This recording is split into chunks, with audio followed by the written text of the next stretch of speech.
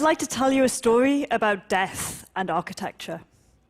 100 years ago, we tended to die of infectious diseases like pneumonia, that if they took hold would take us away quite quickly. We tended to die at home, in our own beds, looked after by family, although that was the default option because a lot of people lacked access to medical care. And then in the 20th century, a lot of things changed.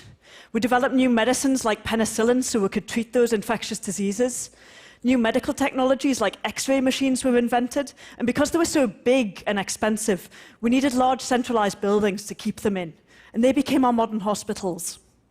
After the Second World War, a lot of countries set up universal healthcare systems so that everyone who needed treatment could get it.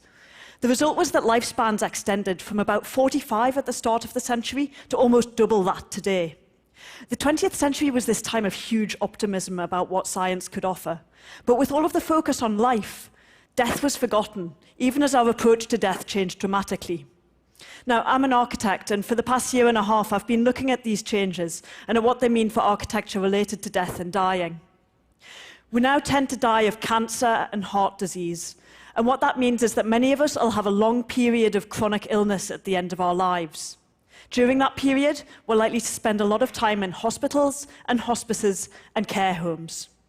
Now, we've all been in a modern hospital. You know those fluorescent lights and the endless corridors and those rows of uncomfortable chairs. Hospital architecture has earned its bad reputation. But the surprising thing is, it wasn't always like this. This is L'Ospedale degli Innocenti, built in 1419 by Brunelleschi, who was one of the most famous and influential architects of his time. And when I look at this building and then think about hospitals today, what amazes me is this building's ambition. It's just a really great building. It has these courtyards in the middle so that all of the rooms have daylight and fresh air. And the rooms are big and they have high ceilings, so they just feel more comfortable to be in. And it's also beautiful. Somehow, we've forgotten that that's even possible for a hospital. Now, if we want better buildings for dying, then we have to talk about it. But because we find the subject of death uncomfortable, we don't talk about it, and we don't question how we as a society approach death. One of the things that surprised me most in my research, though, is how changeable attitudes actually are. This is the first crematorium in the UK, which was built in Woking in the 1870s. And when this was first built, there were protests in the local village. Cremation wasn't socially acceptable, and 99.8% of people got buried. And yet, only 100 years later, 3/4 of us get cremated.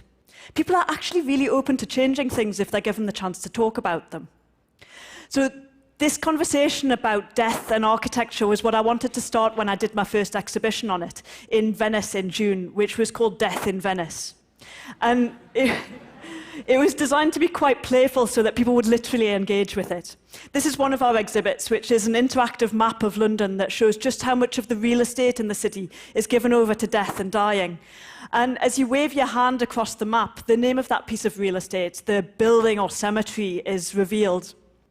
Another of our exhibits was a series of postcards that people could take away with them, and they showed people's homes and hospitals and cemeteries and mortuaries, and they tell the story of the different spaces that we pass through on either side of death.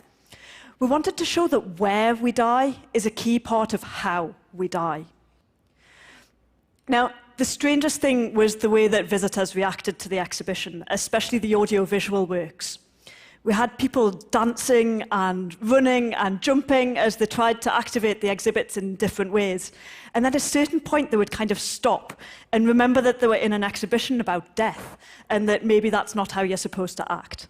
But actually, I would question whether there is one way that you're supposed to act around death. And if there's not, I'd ask you to think about what you think a good death is and what you think that architecture that supports a good death might be like. And mightn't it be a little less like this and a little more like this? Thank you.